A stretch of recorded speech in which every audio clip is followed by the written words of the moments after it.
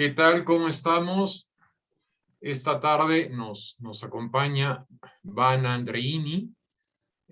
Vanna Andreini nació tengo todo apuntado acá para no cambiarte la biografía, Vanna. Ay, no, Nació en... cambiala, cambiala. Yo la Sí. escribo y me dedico a vivir otra vida. Ah, bueno, no, pero al menos los títulos de los libros no los voy a desnaturalizar. Bueno, Vanna nació en Padova en 1970, pero hace muchos años que está en Buenos Aires. Ella ha publicado los libros Bruchate, Quemadas, Montering, dice acá Montering, debe ser una Monstering, errata. Monstering, eso. Para mí era Monstering, pero acá leí Montering, dije, ya le están cambiando la bibliografía.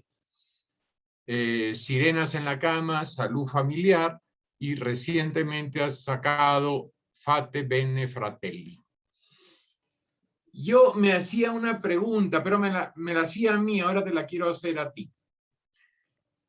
Pensaba en los latinoamericanos que de pronto migran, por ejemplo, a Estados Unidos. Y sin embargo,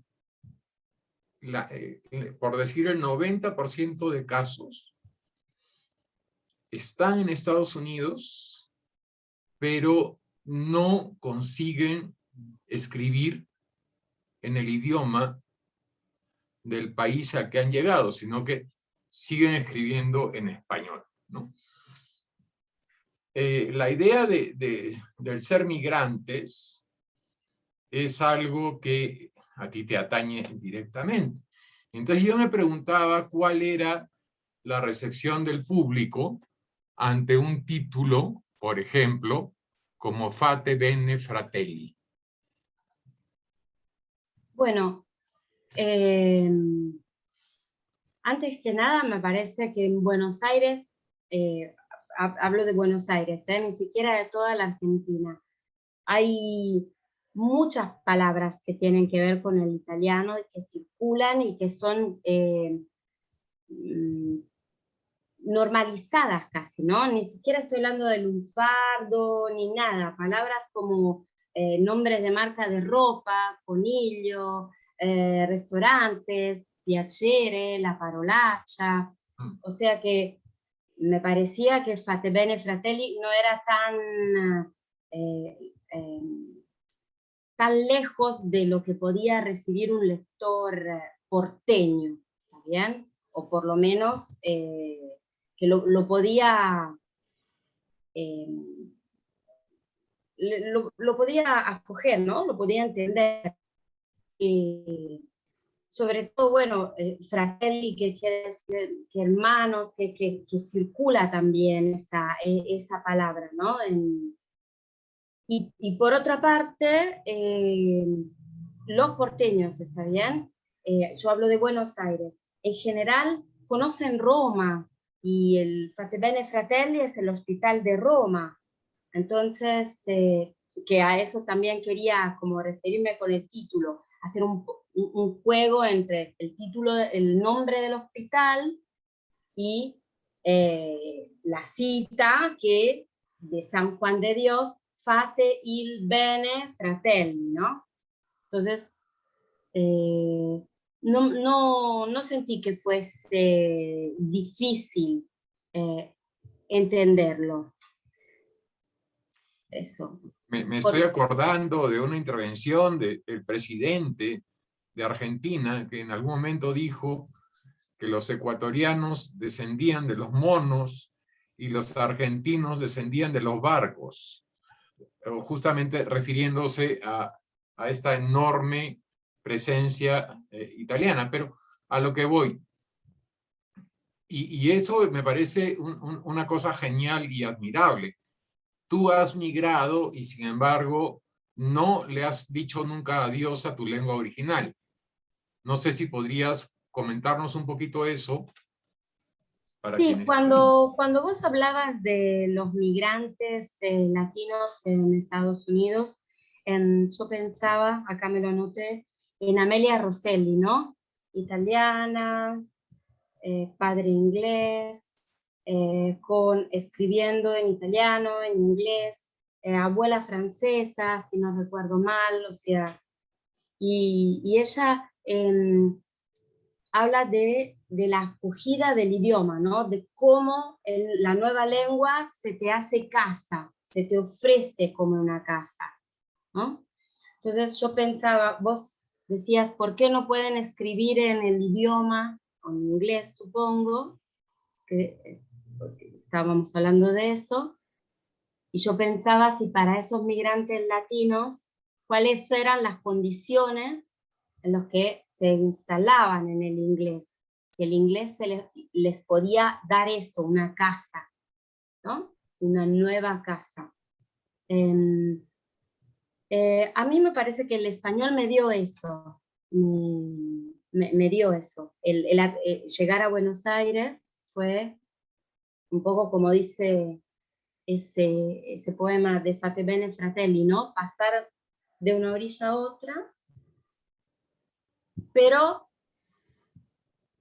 la idea de llegué a casa, no llegué a la otra orilla, llegué a una orilla, estoy bien, estoy acá, me siento adoptada, eso, un poquito. Entonces, me gusta. Y no puedo perder no quiero perder el italiano, no puedo, no sé, o no quiero y no puedo. No creo que puedas. Porque, bueno, está, ¿no? Está ahí. Está, aparece todo el tiempo, nada.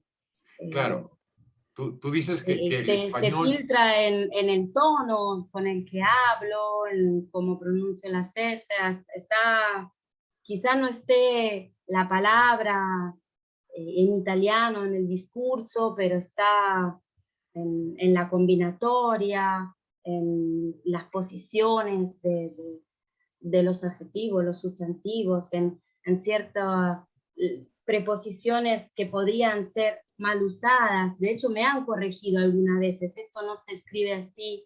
Bueno,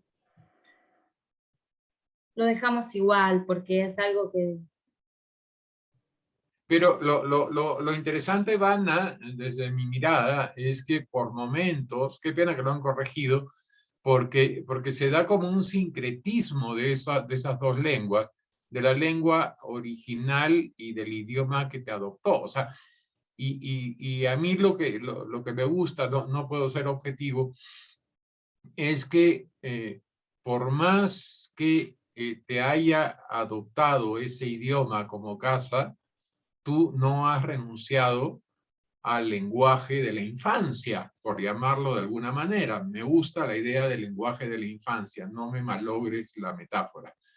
Entonces, ese lenguaje de la infancia es hablado no solamente con la sonoridad, sino incluso cuando uno te escucha, hasta gestualmente, uno se da cuenta, bueno, al menos quien habla ese idioma de la infancia, que toda esa forma tiene otro origen, tiene otro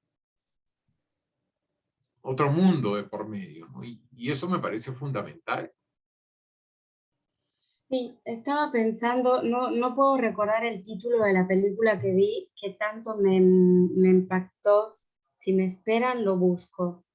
Eh, em, ay, ¿cómo se? Indivisibili si chiama. Indivisibili. Eccolo qua. Ok. Indivisibili. Se llama esta película italiana muy hermosa, con una música muy hermosa, una resonancia muy pasoliniana. Si puedan, véanla. Ahora les digo el nombre del director. Y es la historia de estas dos hermanas siamesas. Y su deseo de estar juntas y separadas. Nada, me parece que es eso, ¿no? Es la lengua de la infancia y la lengua de la adultez, llamémosla así. Están juntas como hermanas siamesas, o sea, se quieren separar, pero están juntas, cada una tiene su deseo, pero una influye y presiona sobre la otra, ¿no? No les voy a contar la película, pero es muy hermosa. Y es una película que me gustó muchísimo y que sentí, bueno, tengo un poema así, pensando en esa película. Y ay, ahora les quiero decir de quién es. Y bueno, nada, de pronto me sentí que era la imagen que más me representaba, estas dos hermanas así, unidas y un poco el título del libro, ¿no? Sobre los hermanos, esos idiomas que Pero son... fíjate que cuentas sobre la película, Sí. pero al mismo tiempo parece que estuvieras hablando de Bruchate. Ah, ¿de veras? Me parece. Me parece que la misma imagen es la que prima en la composición del libro, y por eso me resisto con todo fervor a que sea traducido y tocado en su versión original. Ah, Chicos, si yo sigo hablando, me voy a mandar una esto- conversada con Vana, y vamos a transitar de Argentina y del Perú hasta lugares remotos. Entonces, antes de que ocurra ello, si ustedes tuvieran alguna pregunta, y conociendo a Vana, va a estar más feliz de escucharlos a ustedes que de escucharme a mí. sí, solo voy a buscar de quién es porque nunca me lo puedo acordar. El nombre del director de la película que espero que miren. Edoardo De Angelis. Ah, ya, entonces justo lo había escrito en el chat, creo que Ah, sí. Ah, no vi el Ahí chat. está, sí. Ay, qué desastre que soy. Edoardo De Angelis. Sí, Indivisibili. Maravillosa. Hermosísima película con eso, con un aire muy pasoliniano, muy lindo. Sí, perdonen. No, imagina. Abro entonces, como quien dice, abro el micro para que ustedes puedan participar y preguntar lo que quieran, y con toda libertad.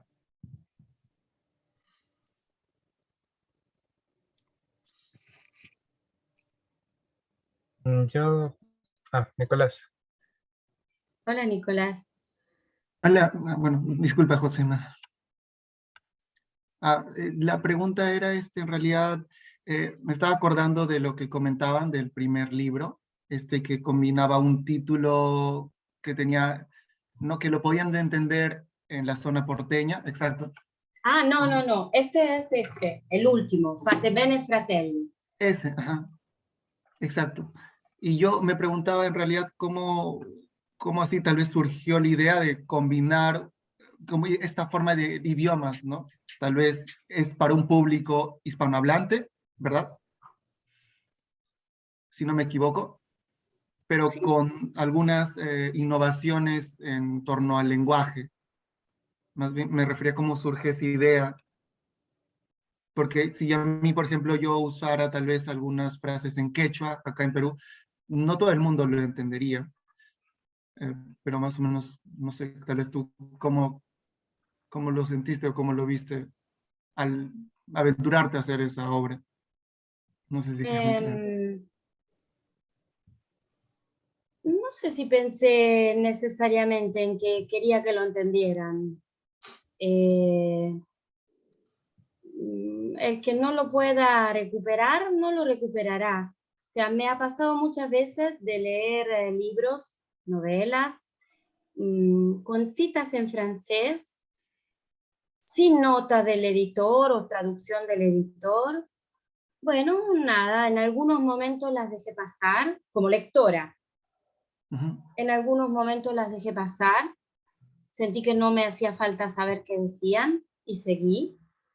En otro momento la leí simplemente dejándome llevar por el sonido, por si algo de ese sonido me resonaba, en particular de esas citas en francés. Y otras veces pregunté y fui directamente a hablar con alguien que sabe, bueno, a preguntarle a mis amigas, las que saben francés, si me podían ayudar a traducir esto que sentía que me hacía falta para seguir entendiendo o para entrar de una manera, de otra manera, ni más ni menos completa. No pensé, sinceramente, si lo entenderían o no en italiano. Bueno, si no lo entienden, se quedarán con lo que sí, Claro. ¿no? En la Facultad de Buenos Aires, en la de Letras, tuve un profesor que siempre decía que si de un libro te quedan 2 oraciones, ya valió la pena ser leído. Sí. Quizás esa sea una tranquilidad como para poder justificar la aparición del italiano en el poema. Quizás puede ser, de todas maneras no me preocupó mucho.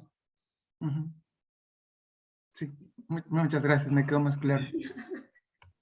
Dale con el sketch, no hay problema. Si me permite, Ivana, quisiera hacerle también una pregunta.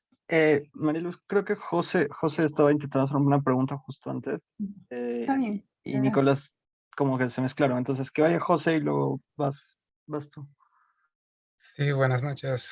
Muchas gracias, Ana, por estar con nosotros.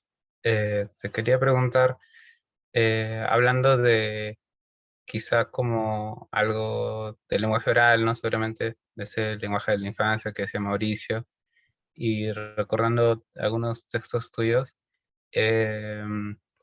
estaba pensando no sé, se me viene a la mente Lucrecia Martel, esta directora de Argentina, y pensaba que, bueno, a mí personalmente me parece muy interesante, y lo que ella comenta, ¿no? También me gusta escucharla bastante, y ella habla bastante de el sonido, ¿no? En el cine, qué lugar tiene, y también de esta habla coloquial, familiar, ¿no? Incluso antes de que se hablara de esta escritura no creativa, ¿no? Ella habla de estos temas. Em, y me parece muy interesante cómo tú lo usas en tus textos, ¿no? Como te quería preguntar, em, para ti, ¿qué importancia tiene esta habla que no es así, digamos, em, no diría rebuscada, pero sino quizá más del día, ¿no? Algo que tú escucharías en tu sala, en un café con algún amigo, alguna amiga, ¿no? Y qué rescatas de esa habla, ¿no? Que es sencilla, directa y quizá tiene cosas interesantes, ¿no? No es el habla que no es lo que uno escribe, ¿no? Es distinto. Pero tú lo pones en tu escritura. No sé si entendí bien. Sí, perdón. No. ¿Qué Si no entendí mal, era si lo que es coloquial puede formar parte de un poema, ¿no? ¿Vos Eh, coincidís? No entendí. sí va por ahí de cómo tú piensas que juega este lenguaje, este habla coloquial, ¿no? En tus textos. ¿Qué rol tiene? ¿Tú consideras especialmente, ¿no? Usar un lenguaje coloquial cuando tú lo escribes? ¿Qué papel tiene en tu escritura? No sé si se trata de coloquial o culto, no me gustaría esa diferencia, ¿no? Entre coloquial o culto, como dónde se sitúa el poema, si toma o no, porque es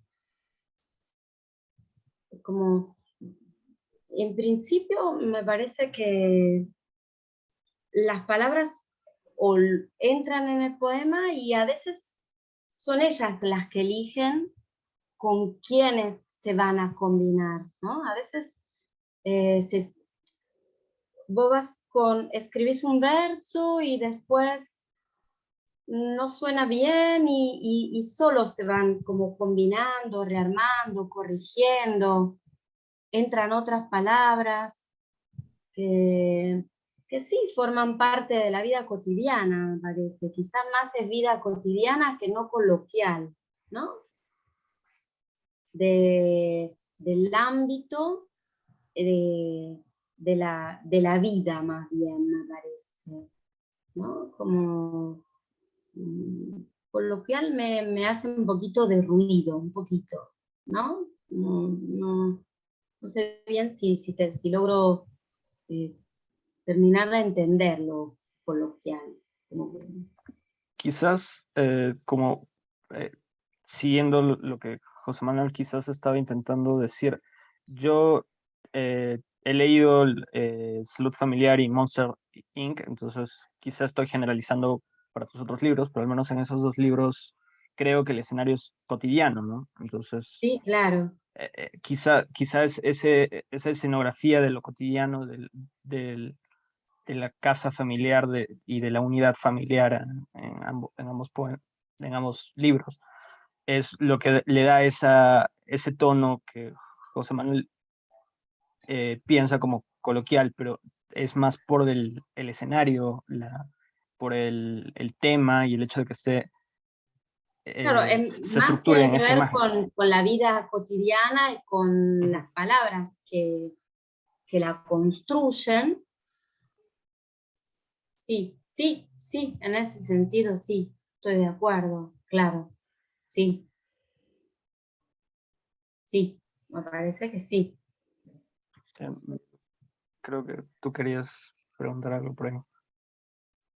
María Luz tenía Pero una pregunta, creo. Sí, tenía varias. Si se puede, si alcanza el tiempo y si Vana tiene un poco de paciencia conmigo, voy a aprovechar esta oportunidad. Vana, justo muchas veces he hablado con Mauricio que creo mucho en las sincronías. Ocurre mucho que algunos días de pronto uno ve una película, una escena, una frase, y de pronto en situaciones como esta, que es la reunión en el laboratorio, se tocan temas que coinciden. Creo mucho en eso. Justamente hoy día, por algunas situaciones de la vida cotidiana y también puede ser por mi trabajo, ¿no? También me vi enfrentada a situaciones muy peculiares y se me vino a la mente tu poema en el que hablas de las siamesas y me encantó que ahora hablaras de cómo surgió ese tema en tu libro y me llama mucho la atención que tuviera el nombre de un hospital. No me imaginé que tuviera esa conexión con tu libro, tu poemario. Y en ese poema, el que hablas justamente de las siameses, tocas temas como la sangre, la voz encapsulada en la sangre que se traduce sola, las células cancerígenas, el microscopio que trata de entender todo esto. A mí me parece fabuloso porque ya que hablamos de las palabras de uso cotidiano, estas se diría que no son palabras de uso cotidiano, pero que de forma muy clara expresan una idea y le dan un toque final al poema, ¿no? O sea, encaja, como tú dices, perfectamente. Y ese trabajo tan fino que haces, en alguna ocasión en una entrevista que diste para cuando viniste a la FIL de Arequipa, no recuerdo qué diario, pero tú mencionas ahí que para la corrección, que es un trabajo también muy importante, tedioso, pero también de mucha responsabilidad, tú confías en una voz ajena a la tuya, confías en la mirada de un otro y aceptas con humildad, ¿no? Otras visiones. Sobre ese proceso también quisiera preguntarte cómo es así que la corrección forma parte de un otro, ¿no? Aparte de tu propia creación, tu propia mente, tu pensamiento volcado en tus poemas. Sí, gracias porque es re lindo todo lo que dijiste del libro y de la lectura que hiciste. Respecto a la corrección, me parece súper importante el proceso de la corrección, pero me parece importantísimo que sea amorosa, como dice mi amiga Tamara Domenech. Amorosa quiere decir no que no me digan no funciona el poema, eso no es amoroso. Amoroso es que viene de personas que uno quiere y por las cuales se siente querida. Entonces, es lindo ahí porque esa mirada, uno ya sabe que ahí hay, hay amor, hay una unión. Entonces, si no, hay algo de lo personal que no se juega en esa corrección, que no es que te estoy diciendo que esta palabra no me gusta para imponerte mi voluntad, sino que ¿no? A mí el poema así no me gusta, me parece que no te funciona, Vana. Pero entonces uno puede escuchar, ¿no? Puede escuchar al otro, si siente que no está disputando lugares, poderes, visiones, ¿no? Y sí, para mí es súper importante que mis amigas hacemos un taller, nos encontramos y nos pasamos los poemas y los corregimos y los corregimos muchas veces unas a otras y tenemos eh,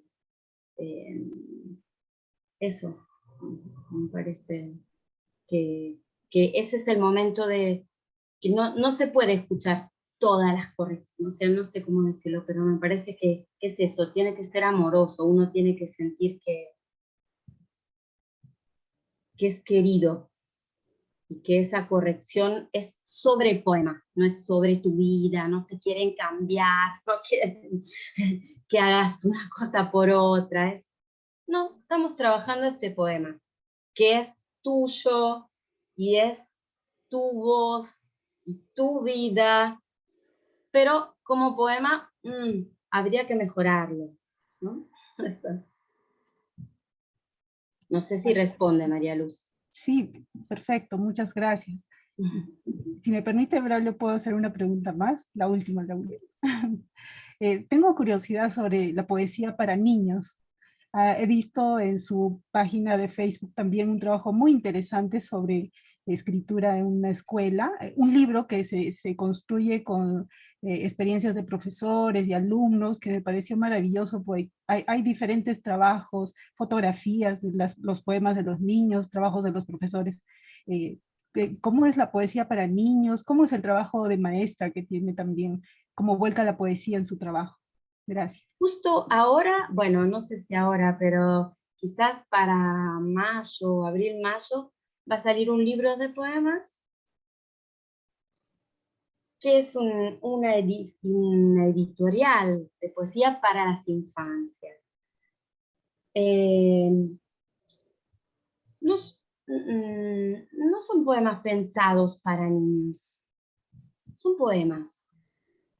Los niños, los adultos los pueden leer, son poemas. Ese trabajo después si quieren les cuento eso, pero ese trabajo que seguro has visto en Facebook, porque por un lado está el Festival Poesía en la Escuela, en el cual trabajé, y por el otro, con las escuelas. Y por el otro, el grupo que armamos con Valeria Cervero, Florencia Fragasso y Larisa Cumín, ¿sí? En el cual promovíamos y realizábamos, bueno, quizás ahora lo podamos volver a hacer, un grupo llamado Pueblas, en el que organizábamos eventos para las infancias, ¿sí? Pero las infancias quiere decir niños. Si no... Las infancias pueden incluir incluso a sexagenarios, no me fastidio. Claro, es eso. De hecho, bueno, hubo uno de esos eventos que realizamos con Pueblas, dedicado a Irene Grus. ¿Sí?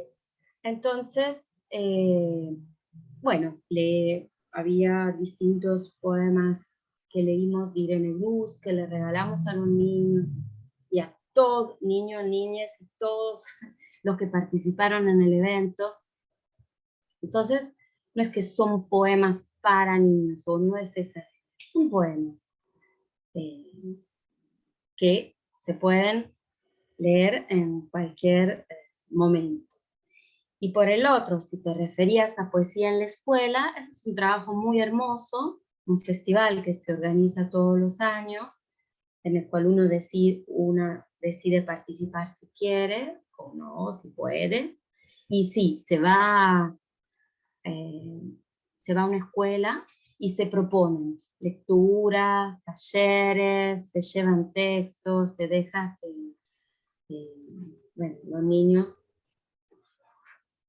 escuchen, participen, jueguen y vean que la poesía está muy ligada con lo que hacen, ¿no? Que ellos, porque a veces parece desde las instituciones que la poesía no está, es muy lejos, que está muy lejos de los niños, como que es muy para cuando vayas a la facultad y puedas leer este texto o el otro. Y sin embargo ellos todo el tiempo juegan con el lenguaje, juegan con el idioma, inventan palabras, observan, se detienen en un granito de arena. Entonces es un poco eso, mostrarles también a las maestras, a los maestros, que se puede jugar con el idioma, que se puede enseñar con poesía, que se puede hacer poesía, que se puede vivir poesía. Maravilloso, muchas gracias por sus respuestas. Gracias. No sé si por ahí puedo meterme y hacer una pregunta, porque... Dale, dale. O leo primero la de Eduardo que ha dejado en el chat. ¿A dónde? En el chat no lo vi, el chat. A ver. No, El chat para perdone. nosotros es invisible. Me la ha pasado por privado y Ah, y lo he puesto en evidencia. Eduardo, que ahorita entiendo que no puede encender el micro, dice que lea su pregunta, entonces voy a pasar a leer, ¿ya? Eduardo dice, como Mauricio mencionó, el italiano tiene una prosodia muy particular, perdón, un segundo, se me ha movido esto. Dice, ya. Como Mauricio mencionó, el italiano tiene una prosodia muy particular y está muy acompañado de gestos, a diferencia del español. Yo hablaba de Vana, no del italiano. Bueno, Eduardo lo... acá están mis manitos. Eduardo debe acordarse de sus nonos, porque también Eduardo es Molinari Novoa, así que está cercado. Eduardo dice, yo he notado y lo he hablado con otras personas que experimentan lo mismo, que cuando se habla una lengua distinta a la materna uno se siente distinto, como si ciertas características del idioma que se habla afectaran nuestra personalidad, haciéndonos más alegres, más serios, más expresivos, menos expresivos. Y está preguntando, dado que ahora estás, justo nos contabas a Mauricio y a mí que vas a publicar de manera bilingüe un par de libros. Eduardo pregunta, ¿tus poemas en español son distintos a tus poetas en a tus poemas en italiano? ¿Es la poeta Andreini una persona distinta cuando escribe en español o cuando escribe en italiano? Sí, claro, sin lugar a dudas. Sí. Ahora es muy difícil traducirse a sí misma, hablo de mí. Está siendo muy difícil esta tarea, no sé si Eduardo sabe, porque por ahí lo dijimos antes, que una editorial de libro digital me pidió que tradujera Bruciate y que tradujera Salud Familiar. al italiano para poder subirlos a la plataforma, los dos idiomas. Es muy difícil porque cuando los paso al italiano, siento que me siento más libre. O un poquito más, aparecen sonidos y palabras que quizás no sean lo que corresponde a la versión española. Y en la traduciendo se me plantea todo el tiempo eso, ¿yo qué quiero con este poema ahora? Porque quiero mantenerlo como ese, o quiero que se le parezca nomás y que pueda jugar, porque ahora puedo hacerlo renacer, traducirlo y darle esta forma en italiano, que no la tuvo y no fue pensado para tenerla, ¿no? Porque el poema surgió sobre todo en salud familiar, ¿no? O sea, surgió así, pensando en español, viviendo en este idioma, en el porteño. Sí, es otra poeta. Pero, no sé, no está ni bien ni mal. Están juntas, como las siamesas, volvemos ahí. Son iguales, son distintas. Quienes podrán leer las dos versiones compondrán un lugar, harán una composición de lugar, y quienes no se quedarán con la una o con la otra, ¿no? En fin de cuentas son siamesas.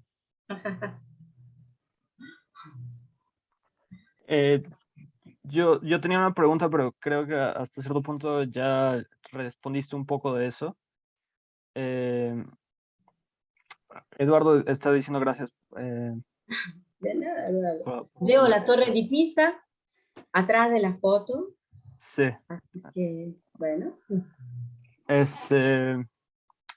Está diciendo, tenía una pregunta, pero creo que ya les respondió hasta cierto punto, que tenía que ver con esta idea que mencionaste hace un rato también, de que el lenguaje sea como una casa, ¿no? Porque hay, y también lo decía, hay como un escenario común a los libros, a los poemas que yo te he leído, que es la casa, ¿no? Es esto cotidiano.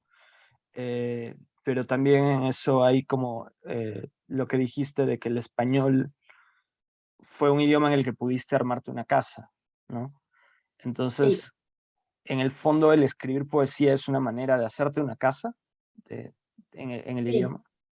Es hacer una casa y vivir en un país extranjero, las dos cosas a la vez, todo el tiempo. Yo creo que un libro de poesía es un país extranjero para todos.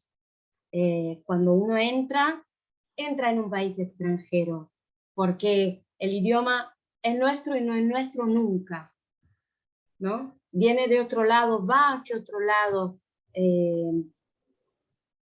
Entonces es las dos cosas a la vez, hacer una casa y vivir en un país extranjero, entrar en eso todo el tiempo. Sí, escribir poesía. No sé. Muchas gracias. Nieto. Bueno, yo me sigo oponiendo a la traducción de Bruchate porque me ha dolido, Vanna, eso. O sea, en la medida que, en defensa de las siamesas, en la medida que pueda conservarse esa estructura original, sería buenísimo. Hay que proteger Bruchate, por favor. Bueno, le voy a proponer a la editora que quizás se pueda escribir algo y tengas razón, no sé. No, de verdad, lo digo en serio, no suelo ser tan insistente, pero el encanto de Bruchate es el concepto de dos idiomas que se entrecruzan, que termina siendo un símbolo del encuentro de dos culturas. Y eso habría que preservarlo. Y yo sé que en Buenos Aires ya es un poco más tarde. Sé que también la casa pide también atenciones. ¿Ya? Todavía estamos en febrero. No, domani hay il compleanno anche. Sí. Ujú. Entonces, yo te quiero agradecer mucho por estar hoy día con Placer, nosotros. encantador conocerlo. No nos perdamos la pista otra vez de esas cositas que estábamos conversando, a ver si las cerramos, presentarnos a estas personas. Y muchas Sí, gracias, Vana, muchas gracias por estar aquí con nosotros, por compartir, por la paciencia, por la buena onda. Y gracias a bueno, todos ustedes por invitar. hasta pronto, espero. Hasta pronto. Yo también espero. Gracias.